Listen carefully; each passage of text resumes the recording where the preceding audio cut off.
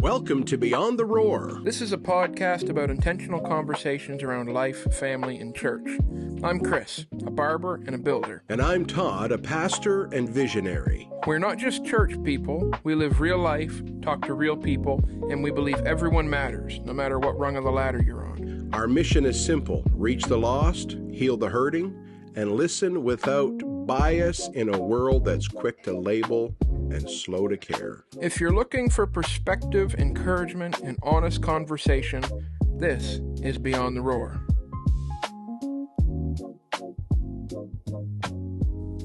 The other day, he said, some episodes are like an hour and 40 minutes.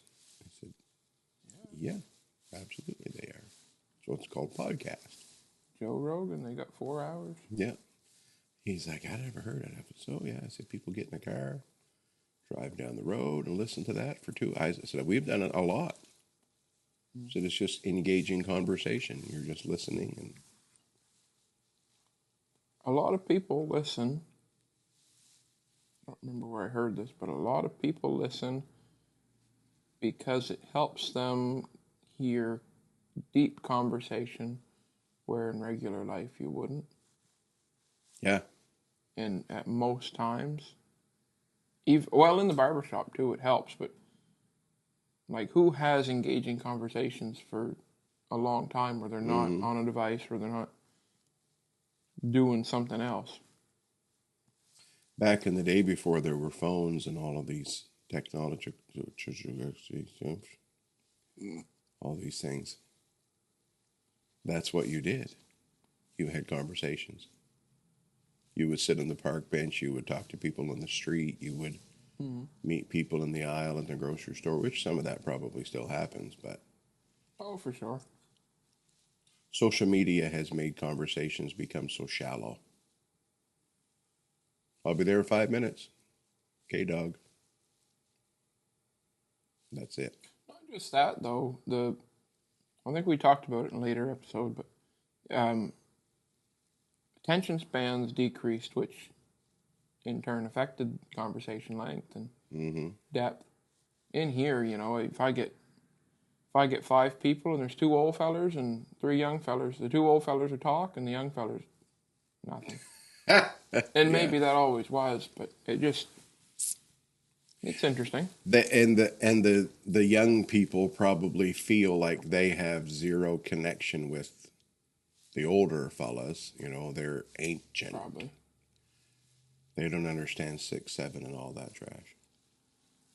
I had a guy in here the other day in Newfie, and I was on Tobic up here. They use the term auntie. Yep. When they're talking about like going out and getting a girlfriend. Say, I'm going to get an auntie. Yep.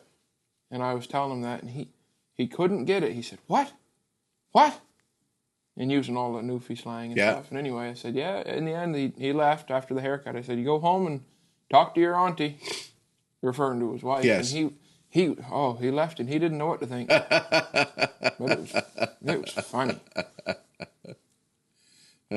6, 7, yeah, you talked about it. And I had a couple of young fellas, they were telling him all that stuff, and he just couldn't understand what was going on. No. Couldn't believe it. Some of the modern stuff, it's just brainless. But again, that's been happening for years. Go way back into the 70s, and they used to do the bird. Bird, bird, bird. Oh my Bird is a goodness, word. yes. Bird, bird, bird. Bird is a word. Well, that song made 0 sense. Bird is the word. Yeah. 60s. 60s, yeah. Yep. Surfing bird. And just, I was making fun of that song back in the 2000s, mid 2000s. What does the fox say? Remember that? And I remember putting something online about that's the dumbest song I ever heard, because it was pointless and senseless. And then somebody else come on and said, but remember, our generation had them songs too. Oh, yeah. Pointless and senseless. It's associated to this generation, so they understand it better. Yeah. Looney Tunes. Totally. That was always dumb. I had a guy in the 70s in here, and that would have been, he would have probably been, 15 when that came out? I'm not sure generation. They it was. would have come out through the late 50s, yeah. Looney Tunes. So that would have been his generation. Yeah. But either way, he thought it was stupid. He said, "Who watches that stuff?" He was talking about SpongeBob. Said it doesn't make any sense. Yeah. That's kind of a Nickelodeon end. Yeah, but it's all the same. Nickelodeon took over where the Looney Tunes and where those characters left off, really, kind of. But anyway, senseless. Who lives in a pineapple under the sea?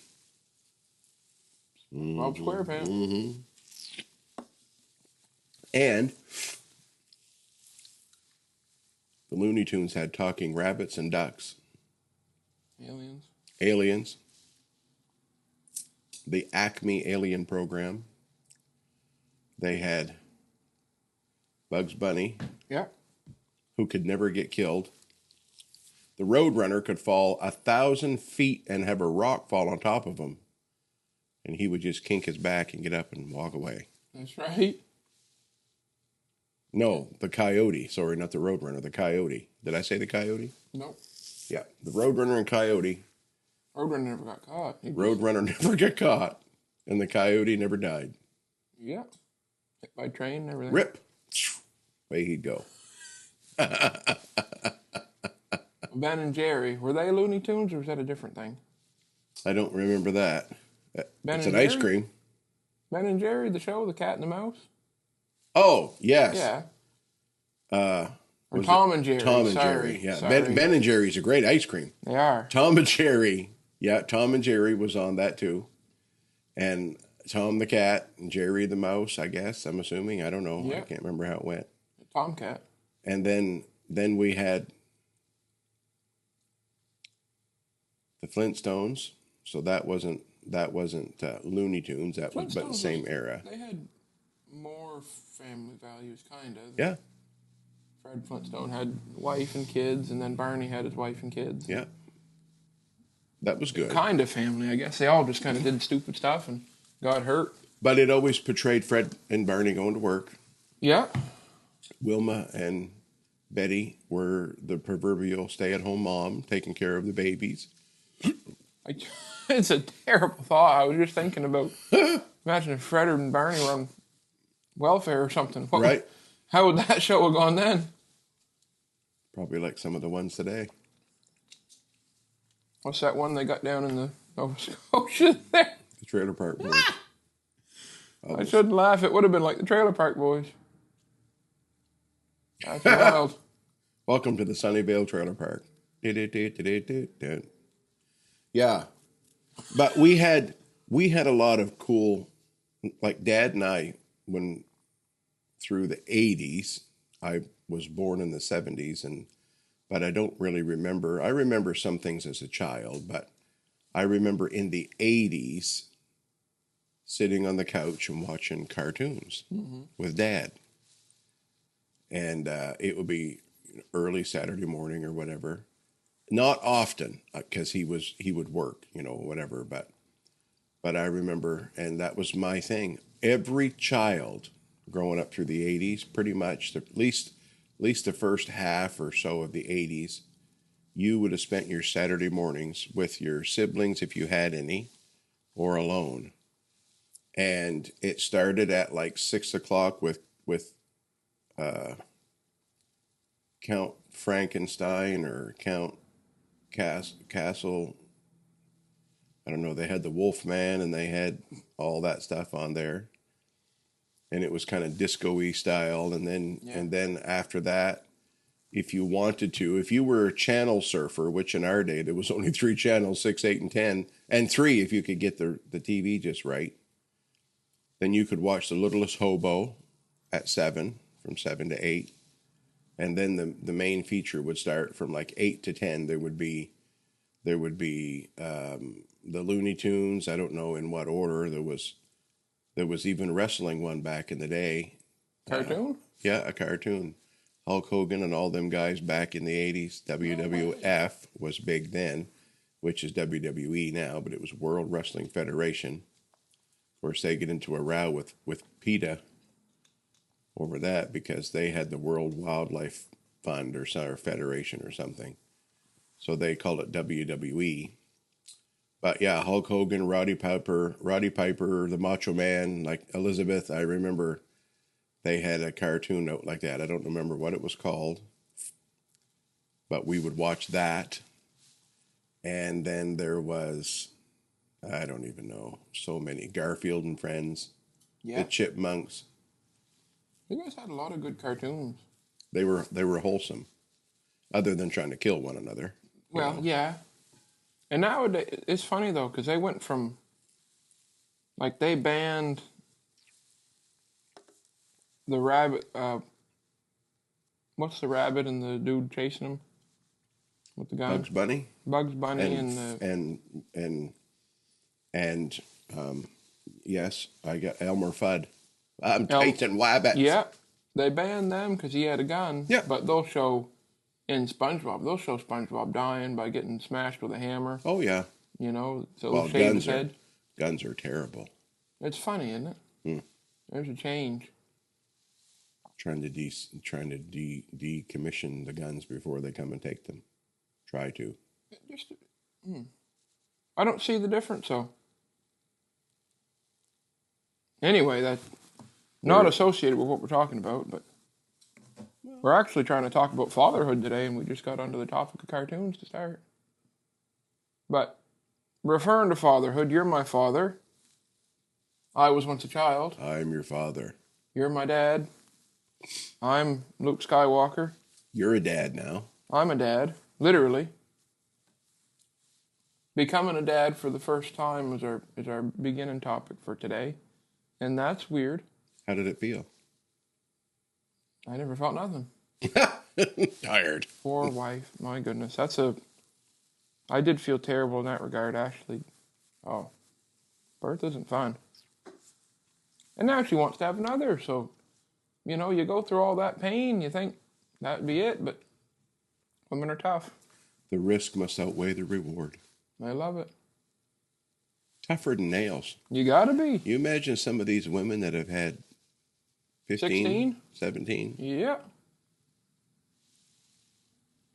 You gotta be crazy. I don't know what it feels like. I've never had it happen. Nope. I tell you, the experience was scary, but I remember when the baby popped out, how it all worked. Ashley was able to, she was actually the one that grabbed the baby when it came out. Wow. There wasn't a doctor to grab it, so she just picked it up and... I never knew that. Yep. The doctor never even made it in? Well, the doctor was there, but the way that it all ended up, Ashley, she just grabbed the baby and she was holding it right after. Oh, my word. She pulled her out. And she couldn't believe it. The joy that Ashley had, it was awesome. My baby, I can't believe it, you know. And that was the coolest thing ever. There's something wired right into our DNA by God. Yeah. To go forth and multiply. That's what the Bible says. He said that to Adam and Eve, but for us, it's hardwired.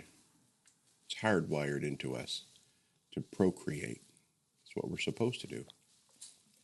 And I remember your mother when both of you were born. Was I an ugly baby?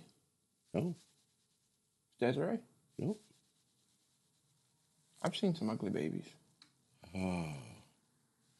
Somebody, yep. Years ago, we were somewhere, and somebody that we were kind of acquainted with, they had a child, was walking it through the store or whatever. I want to see our baby. I said, ooh. They pulled back the curtain, and I was like, "Yay! Wow! Look at that! How fantastic! Terrible. Could have stopped a train."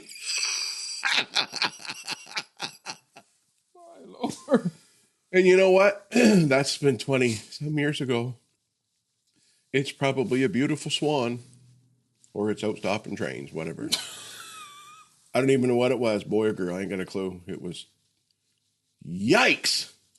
What happened there? I had a baby in here one time. Whew. It was all lips and ears. Oh dear! Looked just like, well, it could have flown away. Lips would have.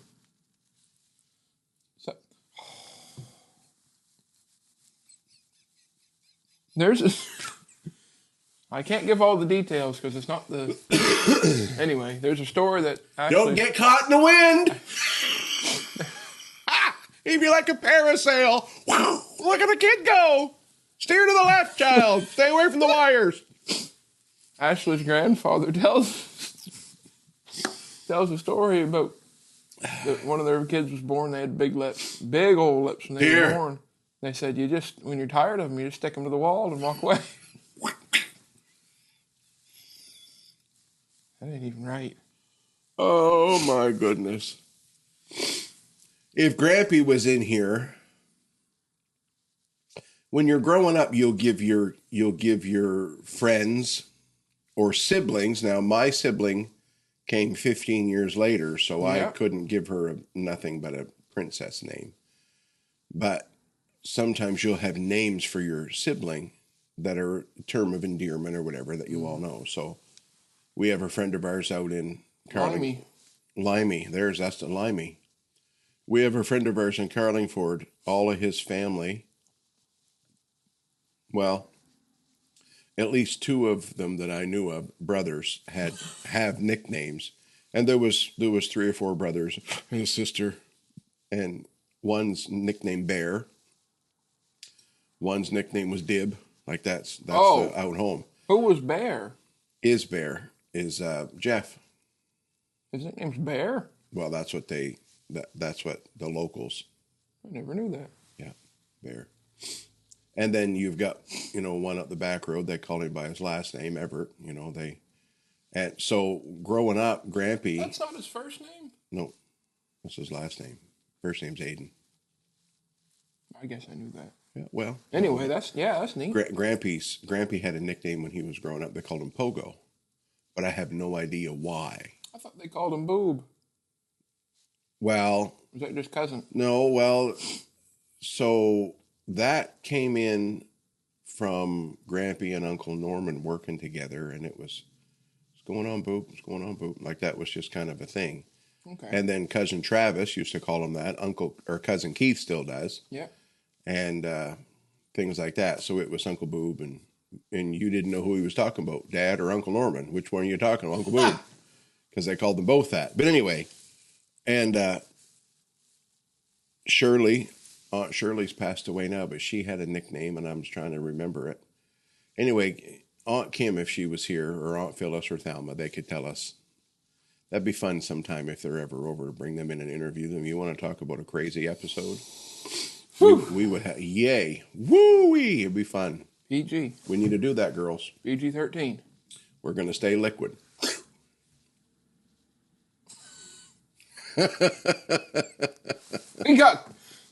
We got completely off where we were talking about. Being a father. Some ugly kids. Ugly children. They sure can Is that draw. why you started talking about our family? I don't know, but they sure can draw attention. Ho, ho, ho.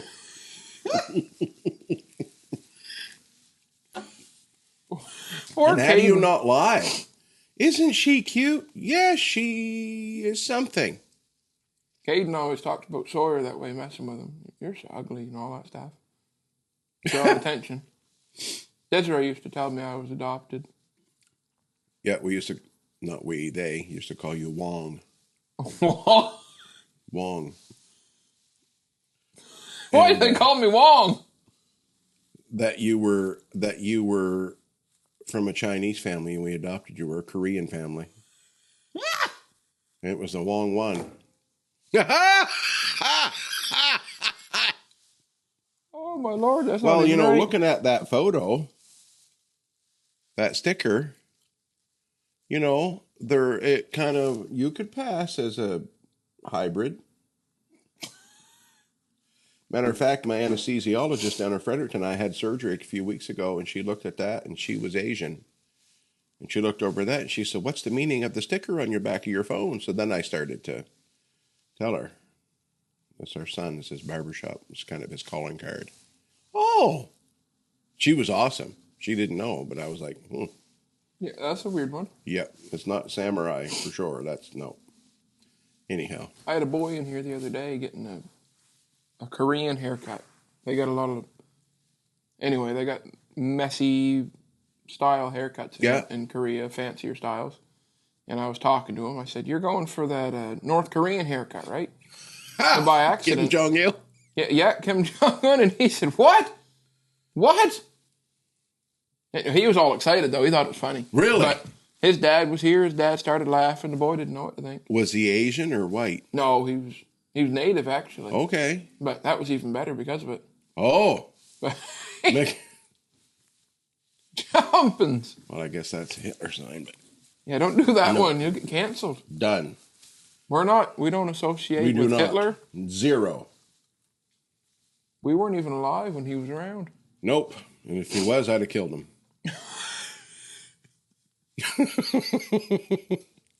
If we would have known when he was in the schoolyard what he was going to do, we'd have given him more wedgies. They have multiple movies. They have at least one movie about time traveling back and killing Hitler. That would be a start. It's There's a lot more people need to be traveled back into time, too. At least lay a licking on them. that would help. Let them know in 20 years when you're prime minister, if you do that again, I'll give you another wedgie. What are the challenges associated with being a dad? My word. Speaking of wedgies. You ever get a wedgie? Yeah. I started wearing boxer shorts when I was a teenager because I hated the little tidy whities going up in the... That was a big thing when we were kids. Wedgies? Yeah, wedgies, swirlies. Some people would hang people right up on a rack in the boys' changing room. Not saying who may have done it, but would hang them right up by the rack. We'd walk away while it was parting the Red Sea behind them. That's terrible. Mm-hmm. Yeah. And you were there too. Mm. Yeah, I got a swirly. I did. I'm not You know saying what? color. I could dish it out, but I could take it too. It was fun. I mean, we'd have fun. It sounds like you would have been having fun. Let me shove your head in the toilet bowl. Woo-hoo, look at this. Aren't we having fun yet? But swirlies. My Lord. And I ripped more pairs of underwear. The elastic band would just come right off, especially if they had the underwear for a long time. And it would just disintegrate. And then they'd walk around commando the rest of the day. You remember? Had no underwear.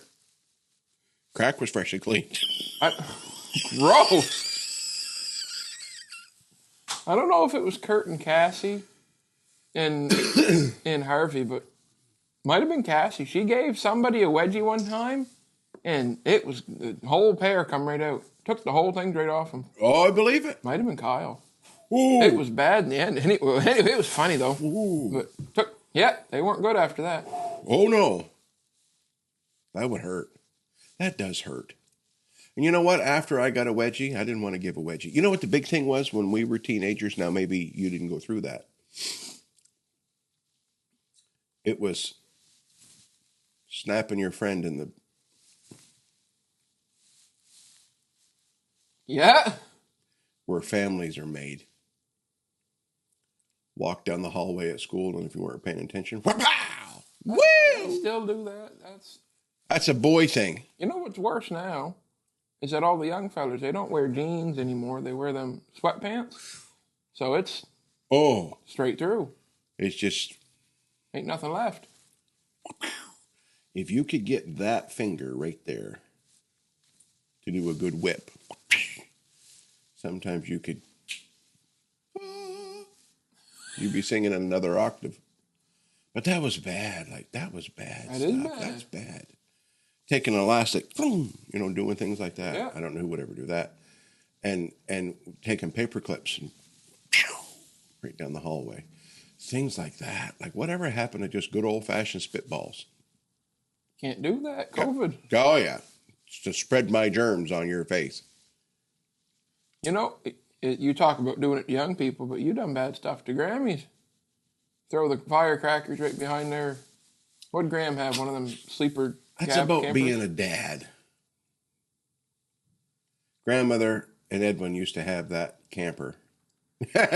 Had a big red racing stripe right down the side of her. What was it? One of them? It was I only don't know. It was 15 feet long or something? Oh yeah, it wasn't very long. It just Had had a bed at one end. There was a kitchen in it? Probably a kitchen table that made into a bed. Yeah. And they'd come up home and stay all summer with Mom and Dad. Edwin was very eccentric, and he would put tarp porches on it. We didn't care. I was telling a story in the shop the other day. He was down to the house there one time. Graham and Edwin watching me and Desiree, and he was sitting stark naked in the bed in the kitchen. Yep. Just speaking of eccentric, he was a wild man. Yep. I think it was the culture. He was French.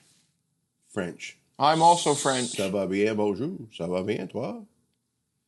Comment ça Not va? to make fun of French people. Not We love everybody. Your mother is French. We hate everybody equally. Yes. With love. With love. We hate everybody equally. We make fun of Mom because of it. We do. And we're allowed to. That's why I'm bald, You're French. Yep.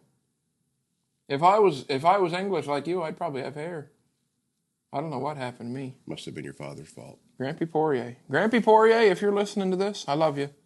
You spread alopecia. We're both bald together. So was an Uncle Mark. Uncle Mark. Uncle Hans has got a great head of hair, but he shaves it. But you'd go behind that camper trailer with poor old Grammy Vader. Yeah. And you'd toss Be like firecrackers. midnight. And she'd be sleeping, him and her, and Grampy and I would take a whole pack of firecrackers and light them and toss them. Pow, pow, pow, pow, pow, pow, pow. Just like Juno Beach was happening. Beaches in Normandy storming, and there's bombs coming from everywhere. And she my God! She'd come up out of there. Oh, dear land. We did that all the time to her. Firecrackers. Where would you ever get them? I don't know. Can't tell. But they would get to us somehow. And I may have or may not have. Nope. Might do it again. So we would do things like that. And oh, my land. Grampy still does it to his poor sister there. Yes. Why not? Aunt Bonnie? Aunt Bonnie. My Grampy's got an older sister who had... Polio. What are they? Polio. Mm-hmm. Had polio. Yeah. And she's got some disabilities now. They said that she wouldn't make it to be a teenager, and that woman she is frail and tiny, but strong. She'd be 80 years old, wouldn't she? Had 3 kids. Yep. Yes, absolutely. And she's lived so long with that stubborn tenacity and determination. And I'm proud to call her my aunt. I love Aunt Bonnie. Yeah. She's fantastic. Grew up with all of their kids and had to deal with Grandpa all that time too. Yeah. So she's a rugged girl. Any one of them sisters that had to deal with your grandfather, you take after your grandfather a lot. I do. Yes. Grandfather McGuire, you take after him a lot. That antagonistic. Remember one time we had you across the border, you were just 4, whatever. We were over at the Northern Maine Fair in Presque Isle, and we were going throughout the 4-H club barn. This is part of fatherhood. Going throughout the 4-H club barn, and there was a guy that had a bunch of roosters on display in a cage, just showing over, and you would, you were picking at that rooster's cage, and every time you hit that cage, that rooster would jump, and you was getting the greatest kick out of that. You'd kick it, and the guy come along, he's like, well, maybe, he's trying, because instead of saying, listen, you little jerk, smarten up, he said, maybe we shouldn't do that to the chicken. Maybe we shouldn't.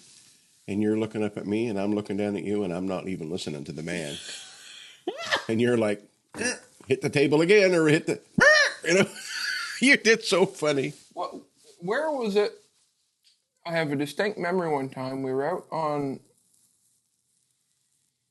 I guess it would be considered a ride, where you get into a little boat and you had a gun on it where you shoot water. Yeah. And I was, That was at in Moncton, it used to be called Crystal Palace. Was that at Crystal Palace? It was at Crystal Palace outside. Yeah. They used to have water games and things set up out there too. So there was bumper boats or whatever, and it had the water cannons. Do you remember I do. what I did? Poor man. I peppered him right in the face the whole time I was on there. And his mouth. And he was trying to be all, "Oh," and he was trying to squirt you back, and you were like, "No." You were on him like white on rice. The whole time And he I was there. so angry. He was so angry. Oh, he was angry. He was You could angry. hear in his mind, if you could hear what he was saying in his mind, but he was keeping it PG because it was right full of kids. And I felt like saying, "Dummy, this is a kid's ride. Like, unless you're a whatever, why are you there?" And anyway, us on the shore could have our own little, because then you'd squirt your kids and they'd squirt you back and whatever. So we'd squirt. Anyway, yep, it was really I remember good. shooting you. I just remember that whole Oh, time. no, you just nailed him. I don't even know how he breathed for the whole 3 minutes of the ride. Because you were just, and your mother was laughing. She's like, and we're trying to be nonchalant, saying, "Oh, look at him. Look at him. Todd, look at him." Said, "I know. Let him go. Look, if the guy's going to get in with a bunch of kids, then suffer the consequences, you pervert." Oh, my Lord. Was it not the whole 3 minutes?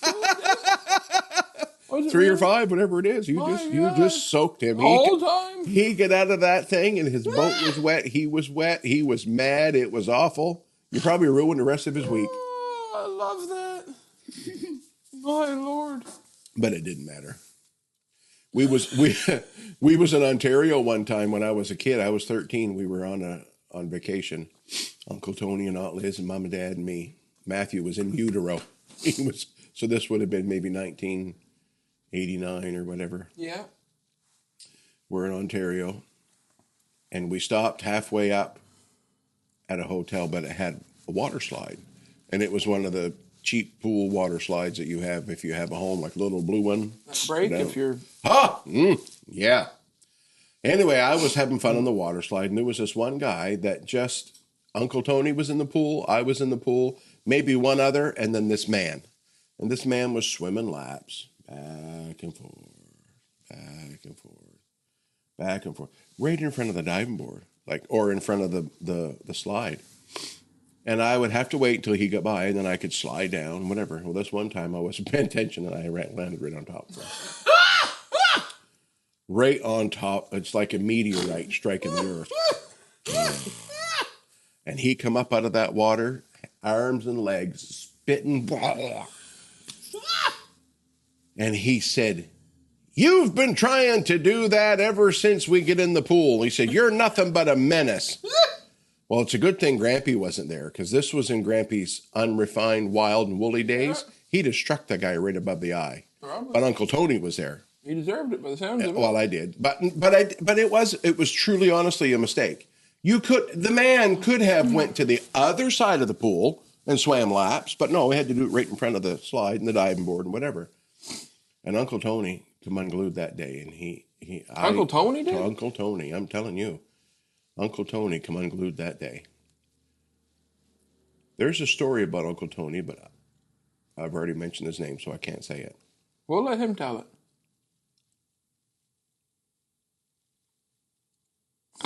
He was a scrapper. I did hear that. I mean, he's 5'1", Yeah. but I wouldn't mess with him. Yeah.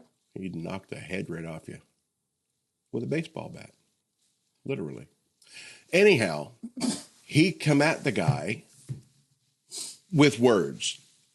"Well, he's a 13-year-old, and he told the guy off, and he said, "If you don't like you," the guy get out of the pool and left.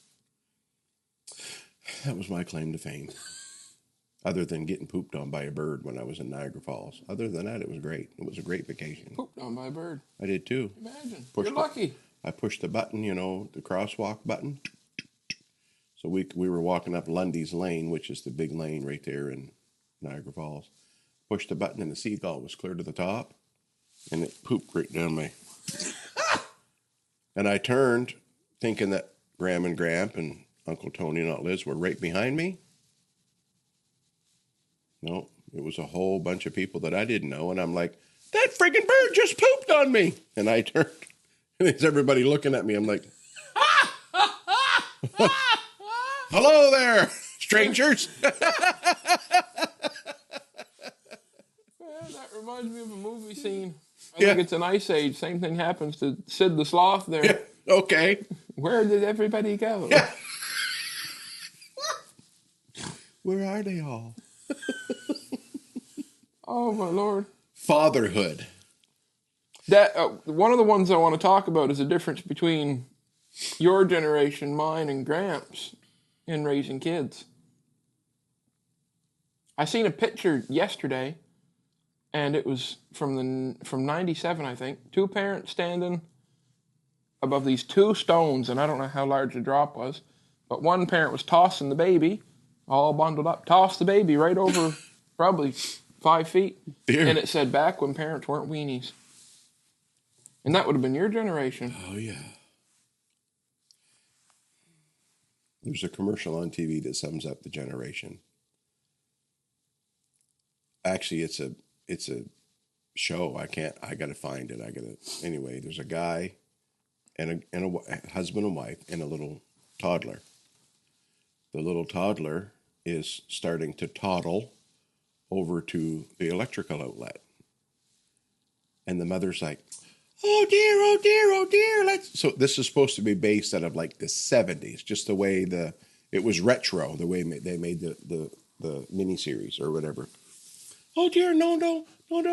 And then the camera pans to the father, and the father's like, it's okay, dear. Let's just let this one work itself out. Yeah. That's how.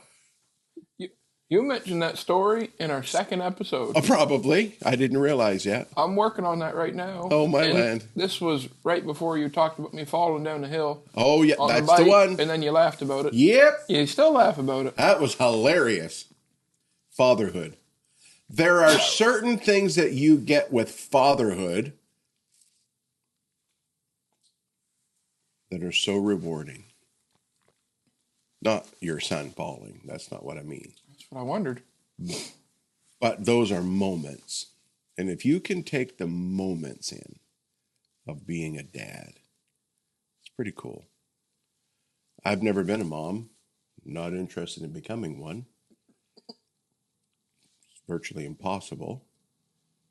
However, I am a father.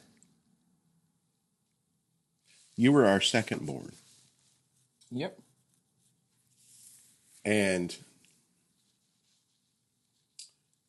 as a second born, we made mistakes already on the first one. And we never found out. You guys, I don't know if you did it. Your sister did. They went clear to Moncton and got the whole 4D image of the baby in the womb. Did you guys do that? They had that back then? No. We didn't even know what we were having. You were hoping it was the same color as the father. Just saying. No, I never had no worries on that with your mother. That wasn't no issue. But I remember I guess there was probably some primitive ways to test and try to, because they were doing the ultrasound on your mom with you. And I think we were in Fredericton. I don't know why I'm thinking that. But anyway, and they were doing an ultrasound or whatever. And she's like, do you want to know the sex of the baby? And we're both like, no, I have it right there on the screen. No, and we wouldn't look at the screen. We didn't want to know. It was we were brought up in the generation of surprise packages. That was we used to go to Nissan's Market across town, and for $1 or 99 cents or $1.50 or whatever it was, you could buy a surprise package. Surprise bags. Yep. Had no idea what was in them. That was the whole thing. Whoa, that's a surprise. You open it up and there'd be 3 jawbreakers and a sticker, or whatever. I don't know. But you paid $1 for that. They have an adult version of that. I don't know what the app is called, but there's an app you can get on your phone. Temu. No.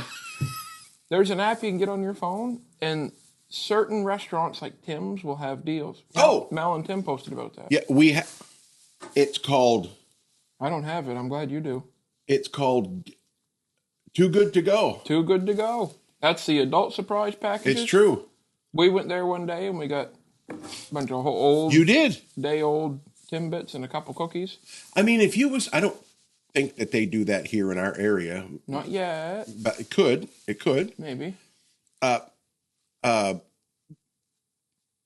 but in the city, in our capital city in Fredericton, they have many of those. Instead of throwing it out, they might as well make something off of it, you know.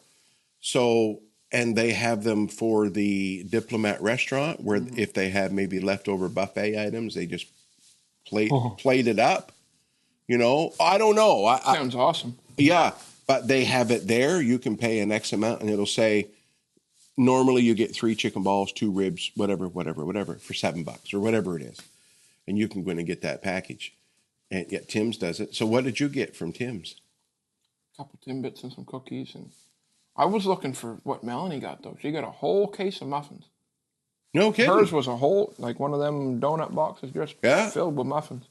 Holy cow. And they got good muffins there at Tim's. They're all full of sugar and diabetes. I remember at a Tim Hortons, somewhere between the north and the south, your uncle and your aunt back in the day would go into a Tim Hortons, your Aunt Becky and her then husband. And if you went into that particular Tim Hortons, I think it was after midnight, or maybe, I think it was just after midnight, then they would just give you the donuts that were left instead of throwing them out. But they frequented that Tim Hortons every day. So they were, and you're from there and everybody knows you. And they started just giving them, what do you want? Well, I'll take 3 muffins, and they would just give them, instead of throwing them away. Yes. You could do that now. So I know bear hunters try to get a hold of anything like that that's leftover grease and whatever. You can sign a waiver. I don't know if Tim Hortons will do that. Maybe not everywhere. McCain's does, but you have to typically be a reseller. Yeah. There's a guy in town that does that. He'll buy up big blue barrels full of like Hot Pockets. Yeah. I can't believe that. Just seconds, no use for them. They were your favorite. They were, still are. Pizza Pockets. I don't buy them anymore because I'd eat them. We used to go to McCain's when they had their bee sales. I worked there too, but then when I didn't, you could get a friend that worked there to get you a case of Pizza Pockets for like $20. They stopped doing that. Like a case. They stopped. I know. People were reselling there too. That's so sad. It is sad. Why does one person ruin it for, like back in the day, if you were a member of the clergy, pastor, evangelist, missionary, helper, whatever. Man of the cloth. Yeah, or a woman, back, like you could go down, you could call McCain's. Now, this is back in the 90s. You could call McCain's. You had to register, had to have a letter from the assembly that you were actually, because anybody could call and say they're a preacher. So anyway, once you did all the hoops that they wanted you to jump through, you could order 12 cases of whatever you wanted. Holy. 12 cases for free. For free? For free. And can I tell you that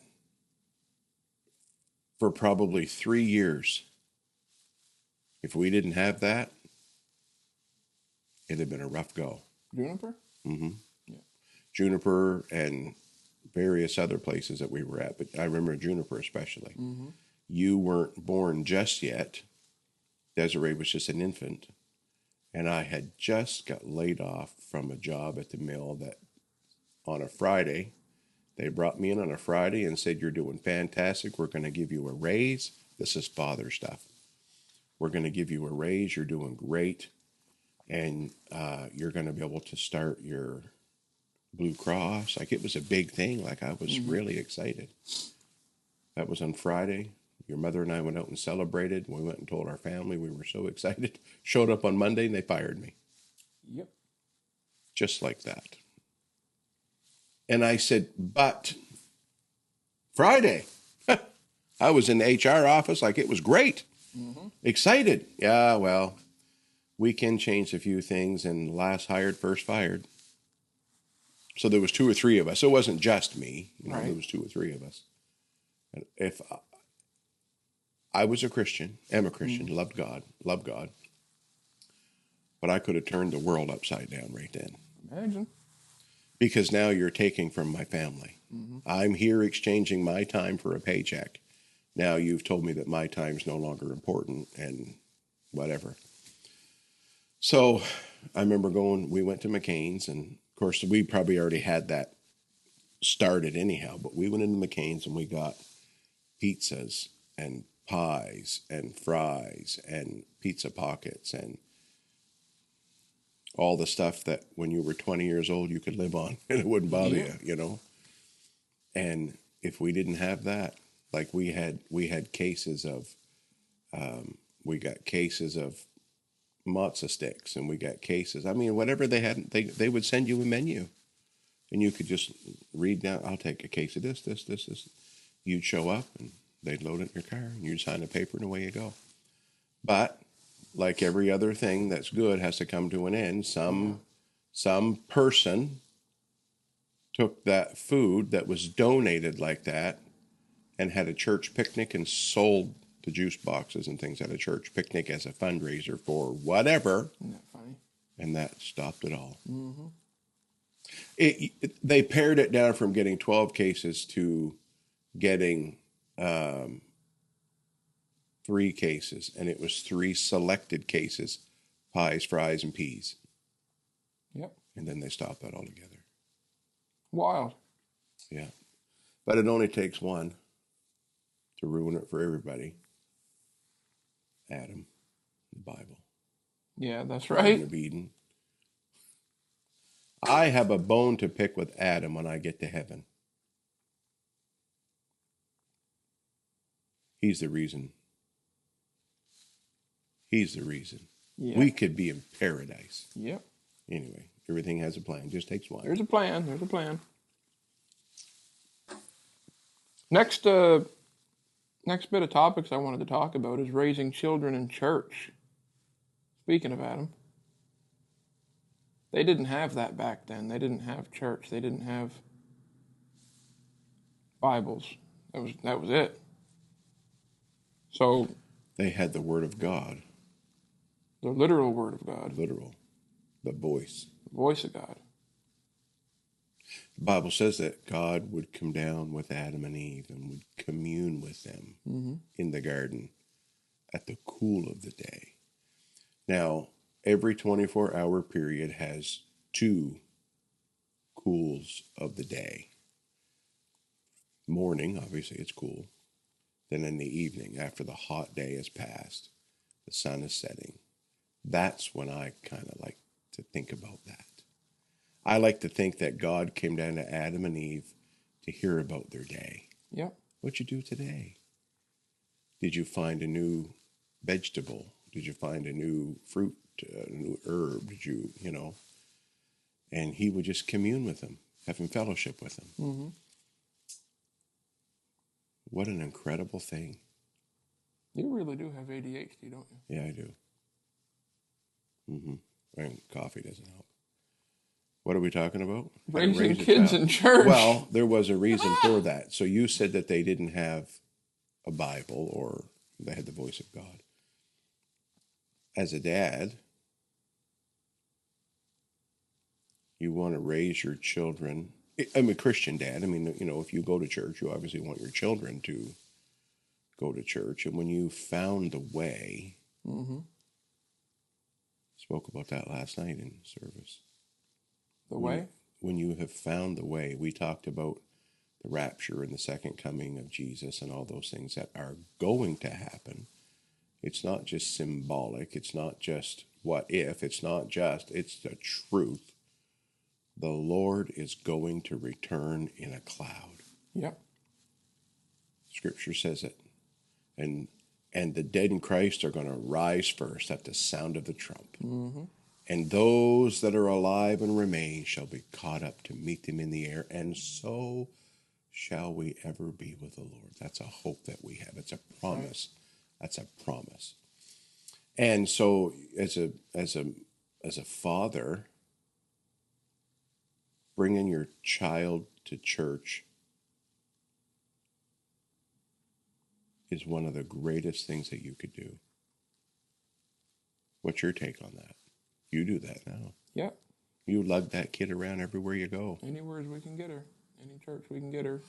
But I think raising a child, you have to get them, you have to direct your child Yeah. to what you believe is right. Then we see people doing that. Some people would call it indoctrination. Some people would call it being pushy. But some people would say they're being drugged.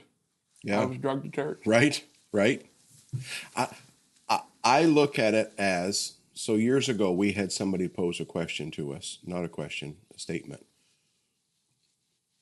They themselves were brought up in church, and then when they had a child, they never ever brought the child to Sunday school. Mm-hmm. And I remember asking, let's say 4 years in, so the child would be like 4. And I never even had to ask it. They offered the information. They said, well, you probably wonder where we've been or whatever. And we're not going to tell our child what they need to do. We're going to let them make up their own decision when they get older. Mm-hmm.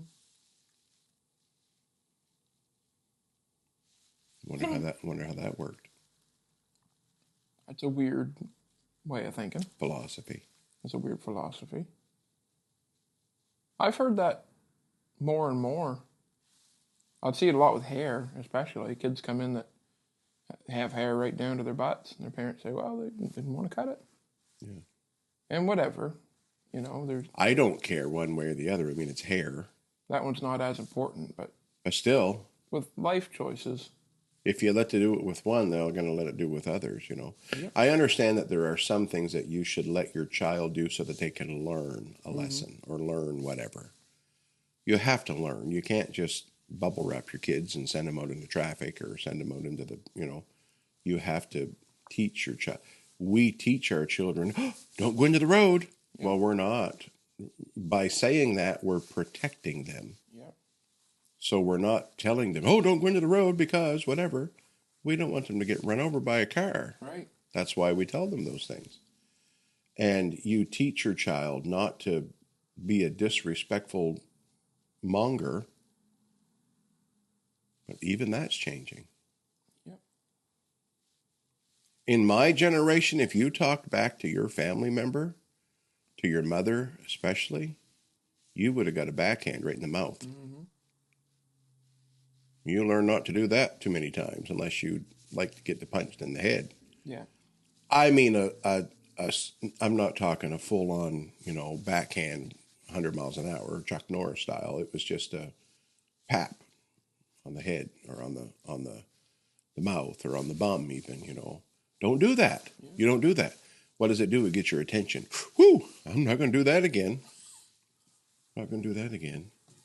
There's going back to the last thing, also raising your child in church. I remember Grampy. In my life, I remember distinctly 3 separate incidences where I got a spanking.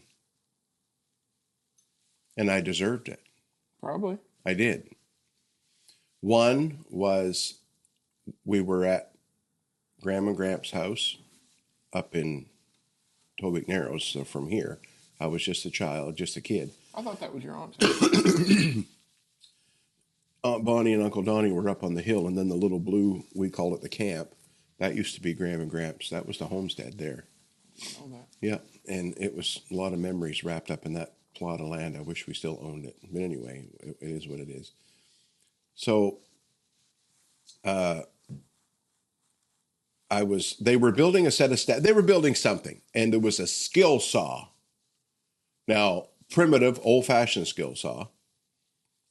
And I remember I was watching them, and I remember Grampy saying, "Don't you touch that saw." Well, you just put it in my mind now. Yeah. You just gave me an idea. I wasn't thinking about touching that saw, but now you put it in my mind. Oh, gee, let's go over. And I remember pulling the trigger, boom, and it freaked me right out. What? I was probably 3-ish, 3, 2, 3, 4, whatever, toddler. Probably And didn't have a guard on it either. Did you? I don't know. I remember it was like a gray-ish. It was a skill saw, SKILL. But it would have been very primitive, nowhere near the safety that we have today. Mm-hmm. And we cracked that, and I got a spanking. Imagine. And I don't even remember. I'm sure that it was. We used to call it a tuning, kind of tune you up a little bit. It was just a little pat on the rear end, and don't you do that. And yes, I would have cried. And then Grammy would, oh, come over and see Gram. And I would have went over and had a cookie and got fatter and whatever, and helped. Graham Veda. Yeah. Yeah. But that was my first time I can ever remember receiving correction. And then there was one time in church, I was being wild. So this would have been like 78, 79, somewhere along there, maybe 80, right in that. I was young enough in 80, I started school, or 81. So, So I was probably 4, so probably 78 or 79, somewhere in there.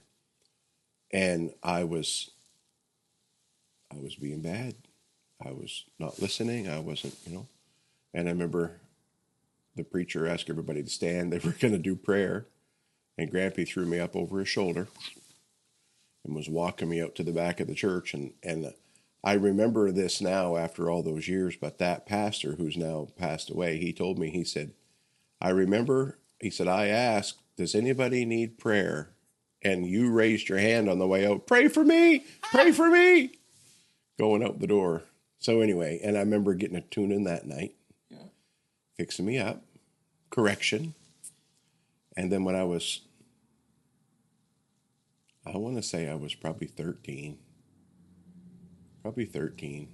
on a Sunday morning.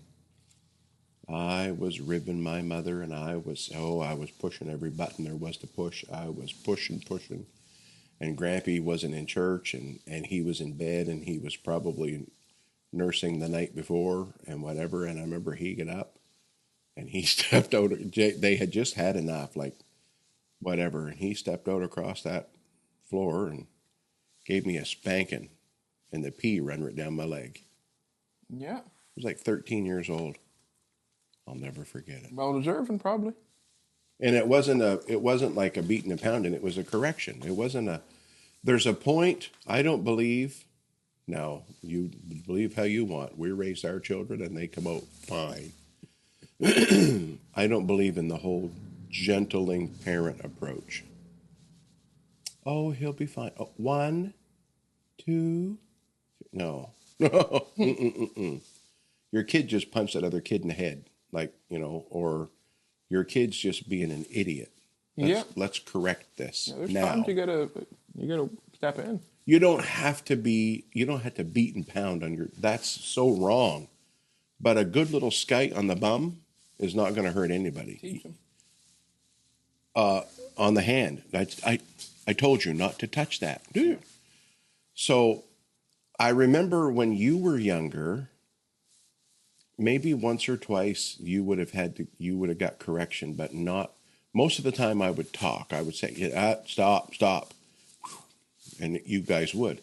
Desiree, if I was harsh, stop, don't you do that. She would just cry. She would melt. Yeah. You were a little more stubborn on that end, and that's okay. That was fine. But I remember you in church, like Mom and I was on the platform, talk about bringing your kids to church. Mom and I were on the platform because we were the pastors. We always pastored smaller assemblies, so chances are you did 90% of the work while you were there. You led the song service. You took up the offering. You did all the preliminaries, and you preached, and you did the music. So, and I remember that in one of the churches we were in, and you were just a little man. And you'd run back and forth on top of the pews, back and forth, back and forth. Somebody might get you to come sit with them, but then phew, down out of the seat you'd go, and you were here and you were there. And I would let that go on for a few minutes, and then it was getting distracting. And when it got to the point where it was distracting, I'd snap my finger, and it wouldn't matter where you were. If I snapped my finger, you stopped. And you looked, and I would point. There was a chair behind me, and I would point. And you'd come up with your little rubber boots on and get right up on the chair. And it wasn't long. You were laid over sleeping. You were tired. So we were doing everything that we could for the Lord, and we're trying to raise our kids.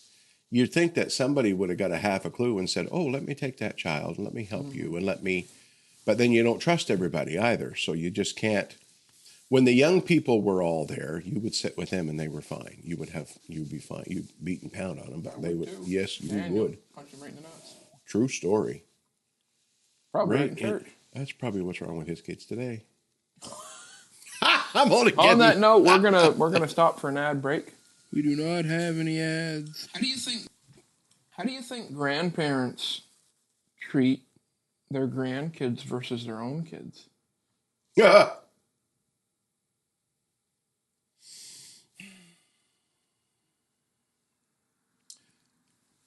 I said it to people. I said, these grandkids are so incredible, we should have had them first. Yeah, Gramp said that before. But what that means is we don't have the responsibility. You do. Yep. So I've saw a lot of grandparents try to make up with their grandkids for what they couldn't do for their kids. And I mean, there's two schools of thought on that. And if we can afford to do something for our grandkids, we're going to. I mean, we did that for you guys too. We tried to give you guys, every parent that is worth their salt tries to give their children a better life than what they had. Yes.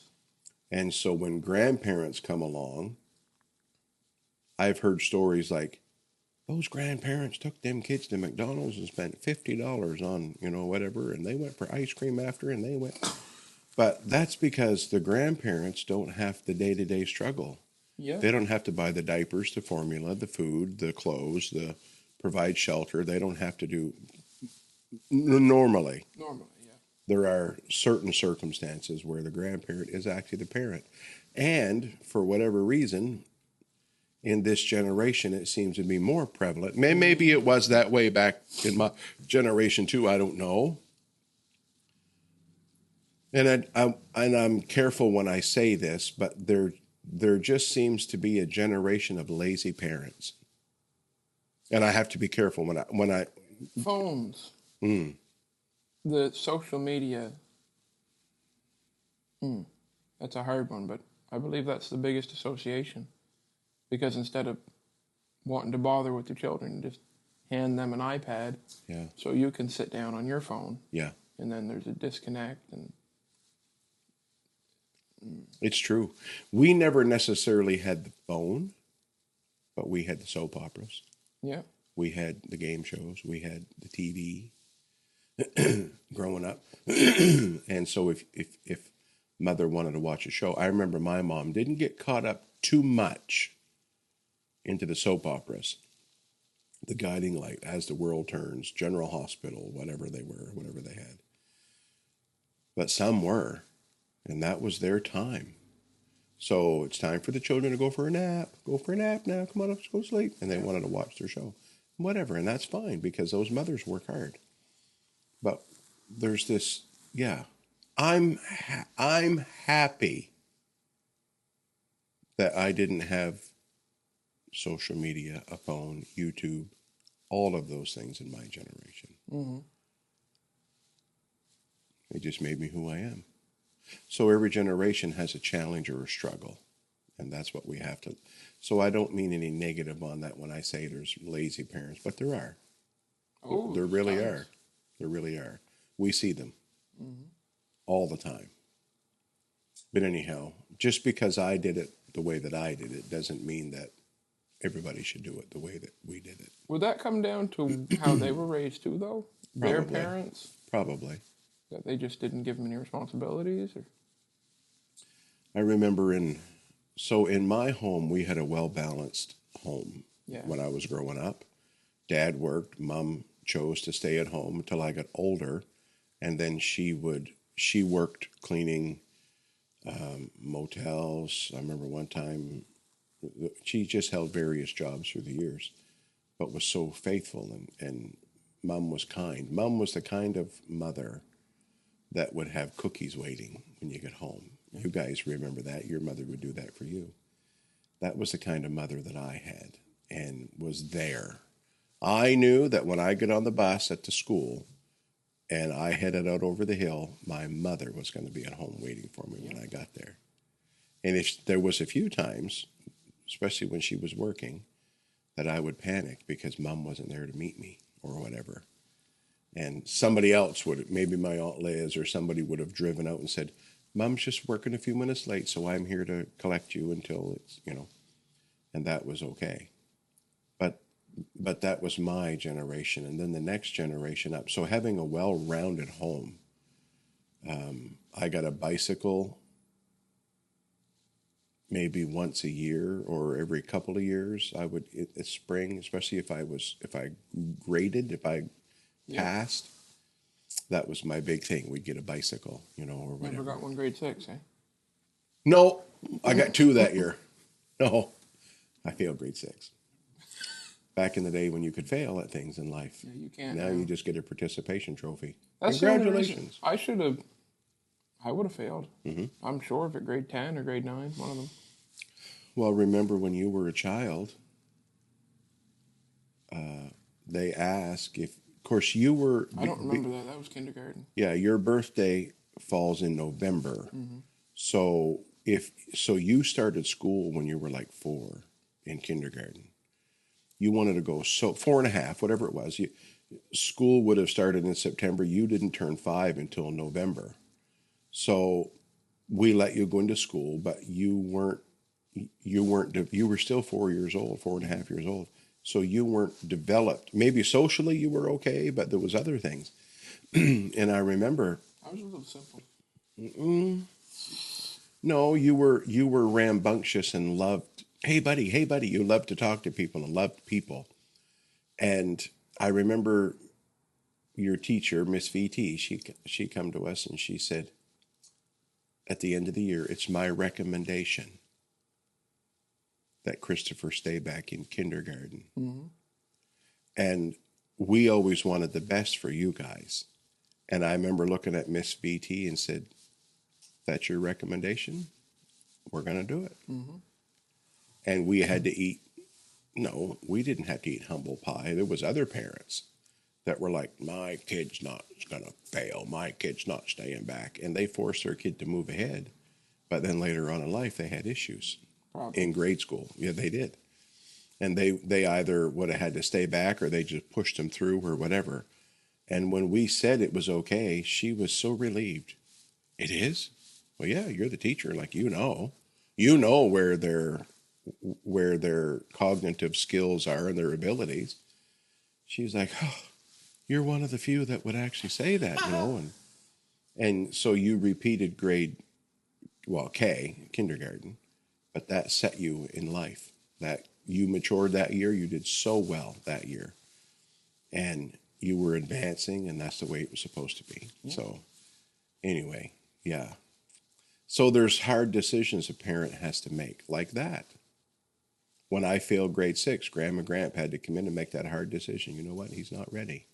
Now, there was a whole lot of issues around that. It was more than just the students. There was how can 15 kids fail in a year? Like how? That happened? Oh, yeah. 15? We were at the old middle school, Perth Andover Middle School, and there was a ton of us that failed that year. There was some teachings, there was some things, there was some stuff, there was some unsettledness in the staff, there was some picking on the children, there was a lot of things that went on. Okay. And it just wasn't a good deal. But I mean, that was back in the day when parents just trusted the teachers, and the teachers, what they said was, and I believe, I love our teachers, and they put up with a lot of baloney. I guess they do. They put up with a lot of baloney from the children and the parents. Especially the parents. My kids won't do that. Well, I'm telling you right now, your kid did. Yep. He would never give the finger to, no, he gave 2 fingers to that person. You know, he would never swear at him. Well, I'm telling you right now, he can swear like a sailor. Parents don't know their kids. No, sir. I want to relate that to this generation too. Yeah. Maybe it was the same your generation, but I mean, like you could go out with your buddies and your parents wouldn't know about what you were doing, but now you can hide it on your phone and act like an angel in front of your parents. Mm-hmm. And I know plenty of kids that are like that. Yeah.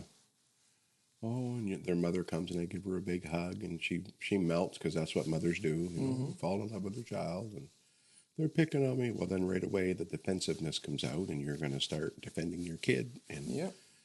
sometimes to a fault. To a fault, yeah. I believe in defending your children. I would die for you guys. 100% I would die for you guys. But then there comes a point where, well, maybe they need to learn a lesson. Maybe we shouldn't bail them out just yet. Maybe we shouldn't just go to their defense yet. They need to learn something maybe out of this. So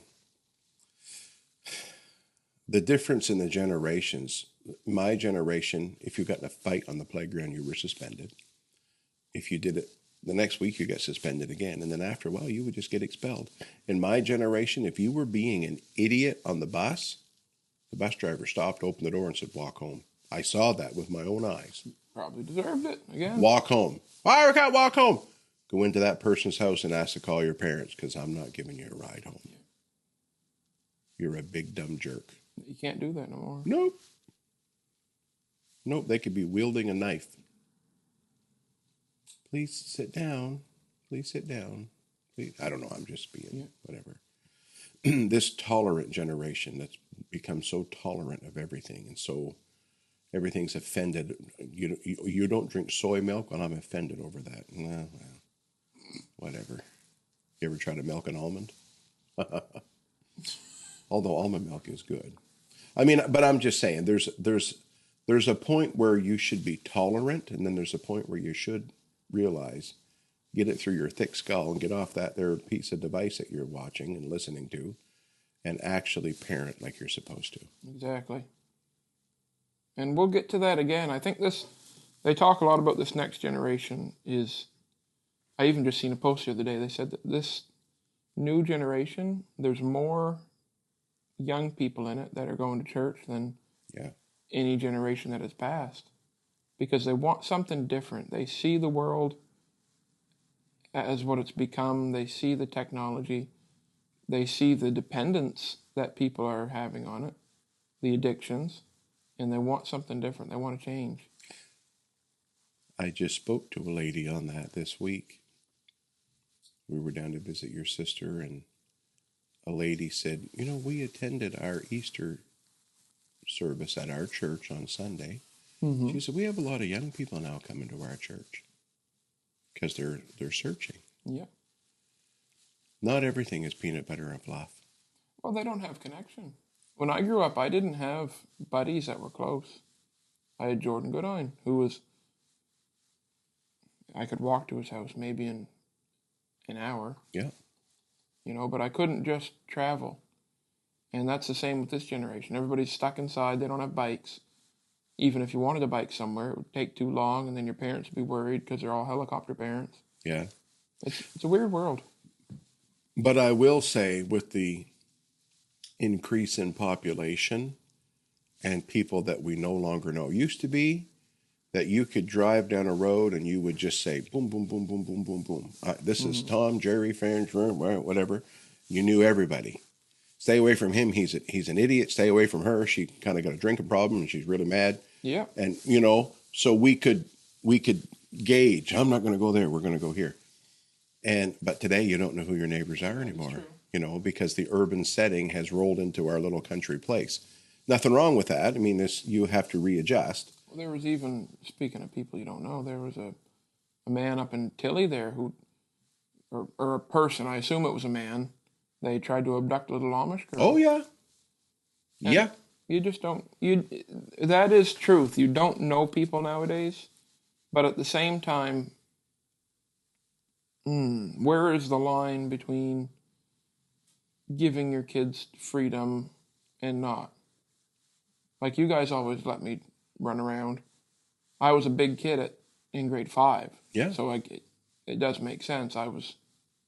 We knew that you could take care of yourself as far as, stranger danger and whatever, but we still, you would have had a phone maybe, or I think I was maybe not till later on.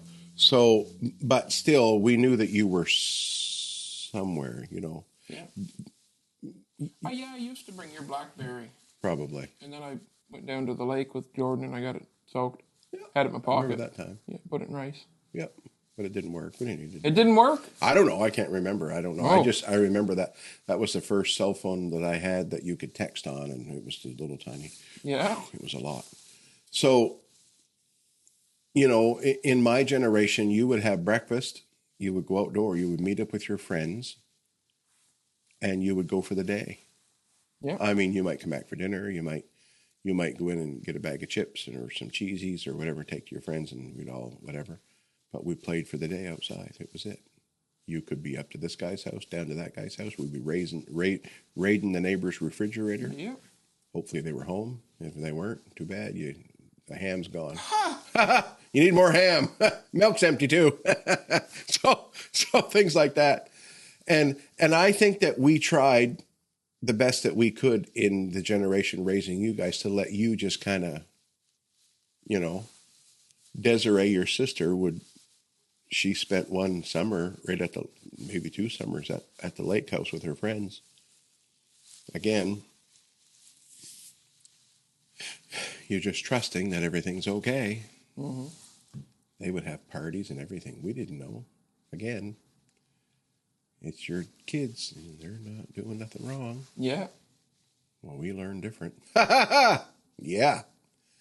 Not bad, just something probably that I would do, so anyway. But we tried to raise you guys so that you just had some freedom to move and maneuver a little bit here and there.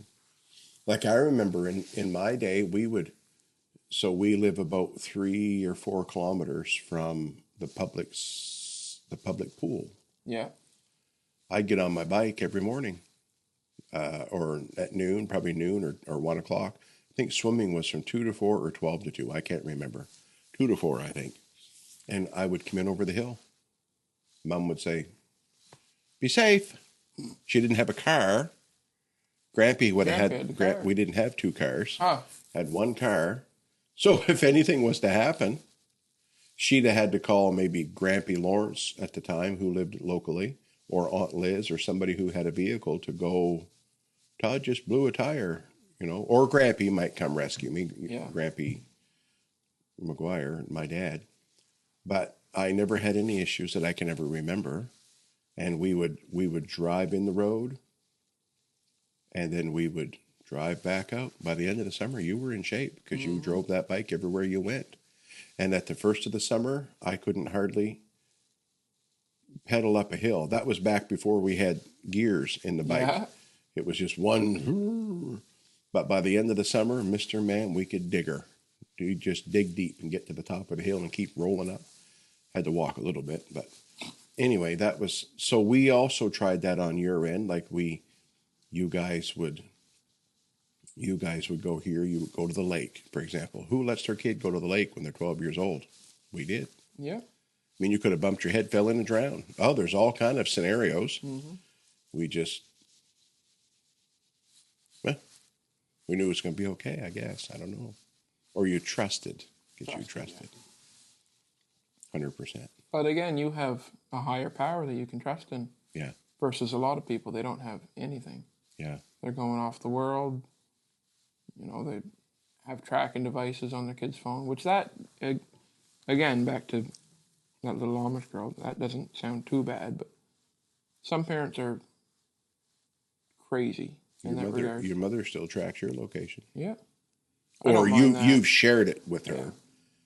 and don't matter how old your children get, even my mom, I'm 50 years old, and my mom, until we get home, is not going to rest good. And I always, when we're away on a extended trip or whatever, as soon as we get back into Canada or we get home, either mom or myself is texting on our family chat. We made it back to Canada or made it back home, or, or we've arrived back at the house, and then mama can go to sleep. And that's why we do that, because we know that when you guys are out traveling and the roads are bad or whatever, your mother's saying, well, I wonder if the kids made it home yet. I wonder, and she'll bring up, oh, no, they're in wherever, or yes, they're home. So that's that's good parenting. That is good parenting. But then there is hovering and bubble wrap and helicoptering. And where do you draw the line in there? I think that's just wisdom. You gotta learn. We're probably gonna be helicopter parents when we start. Right now, we're pretty specific on how we treat baby, and we're trying to avoid a lot of high sugar and high salt. I had a dad come in here one time talking about Gatorade, because there's a free drink with every haircut. And he said, well, you can't have that whole thing right now. He said, you can have half or a quarter of it. He said, you drinking that whole bottle of Gatorade, little 7-year-old, he said, that would be the equivalent of me drinking about a 2 or a 4 liter Probably. drink with full of sugar. Yep. Just body mass. Yep. All these different things. Yep. Makes sense. It makes a lot of sense. I never thought about that. In sickness, that they're calling Alzheimer's now. They're calling it sugar in the brain. Kidney disease, they're calling that sugar in the kidney, I think. There's a whole bunch of issues in your body that they're saying is related to sugar. If you're eating, 2,000 milligrams of sugar or grams of sugar a day, your body can't digest that. And you're just going to have to put it somewhere. And too, how our culture has shifted and changed. Back in the day, men would go to work in the woods, chopping trees with an axe, or farming.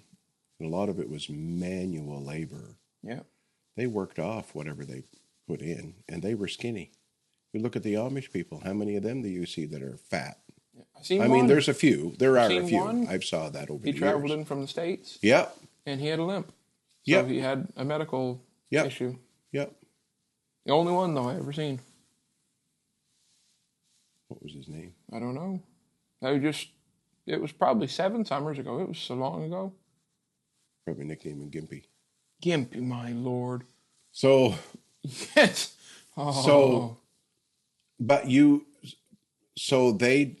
I can't speak for the entire Amish population. I know of some, the ones that I know. They don't eat refined sugar. No. Anything they bake with is either with their honey that their bees have raised or the maple syrup that they took out of the tree. Mm-hmm. And they adjust their cooking for that. And they work hard. Well, refined sugar couldn't be good for you. Can't imagine. It's bleached 100% all the time, or whatever they process it. Mm-hmm. Let's make bread out of bleached sugar. Doesn't that, or bleached flour? Both bleached sugar, bleached flour. This leads us to this topic is spin off in so many directions because they talk about parasites. And we're not science professionals. We're not or medical professionals. Don't take advice from us. I'm not here telling you to go chew down a whole tube of ivermectin. Probably wouldn't hurt. But people are taking these dewormers now when we went to Africa in 2003, there were big billboards all over the place over there. A worm-free family's a happy family. True story, I'm not kidding. Yes, sir. Billboards. It's nothing. When you travel abroad, they know there's parasites in food. They know there's parasites in the water. They know more about that than we do. And they got little wormies and whatever. And so when we were leaving, we were there for 2 weeks. When we were leaving, the missionary that we were with gave us this packet of fizzy drink, put it in a water bottle, said, when you get on the plane, put that in your water, drink it. And I said, okay, what's this for? And they looked at me dead serious. It's a dewormer. I said, do I need a deworm? You need a deworm. And it's not that their culture is dirty. No. I mean, there's 20 million people that live in a place the size of Woodstock, and whatever in one area. But like, there's just everything. So we dewormed. It's nothing. And in Canada, in the U.S., in North America, because we live high in the hog and have good food, we feel like there's no worms in anything. Well, I'm telling you right now, there's worms in everything. There's worms in that water. Probably. Without a doubt. So all of these health people, you can't get rich on healthy people. Yeah. You can get rich on sick people. Mm-hmm. That's a whole other story. But go to the doctor and they'll give you a pill. No, I don't want a pill. I want to be cured. I want to be cured. So when you guys were growing up, we were big advocates on keeping you healthy. Yes, and I know some parents don't get shots and some do, and I'm not getting into that. But you guys we tried to maintain healthy, other than you taking your pizza pockets, dipping them in milk and drinking them like they were going out of style. Yeah. That was good, though. Nothing wrong with that. But you also had good food besides. And you didn't just live off of pizza and craft dinner, although there was a lot of that in our home. But that's just the way it was. But you try to live, a healthy life. And we're trying to show that for our baby, too. Yeah. We want to introduce her to a lot of food. And I know if we just give her the stuff that she likes, even, I won't name names, but there's some people I know that still at 18, 19, 20, 30 years old will eat pizza pockets. Oh, yeah. Or eat chicken nuggets and milk. And that's all they eat. Yeah, I believe that, 100%. And we don't want our baby to be like that. So we're very cautious. One of her favorite things, cauliflower. Wow. She That's loves fantastic. Cauliflower. Loves carrots. Yeah. Loves Beets. all the good stuff. She likes beets. Likes beets. But even beets, they got a lot of sugar. They got a lot of salt. So we're careful about that. You could just pick a raw beet and cook it in the summer. Or that too. I love those with a little bit of butter. Mm-hmm. Yeah, fantastic. So I have family that I'll say, you know who you are. I'll say, oh, here's something. I don't like that. Emily. Yeah. Ha! So what do you mean you don't like that? Have you ever tried it? No, it don't even look good. Well, try it. I'll try it. I don't like raisins. I don't like onions. I don't like. Well, how do you know? You never tried them. Try a stick of this broccoli. I ain't doing it. I ain't doing that. So have some moose steak. I don't want none of that. Why? Well, I don't know. Graham don't like it. Well, just because Mom don't like it don't mean you don't like it. Why don't you like it, Mom? We're going to be done with making fun of people. We're going to wrap up today. Thank you, everybody, for joining us. This is Beyond the Roar. Please share, like, subscribe, comment. Find us on all the big platforms that you can find us. And please have a good day.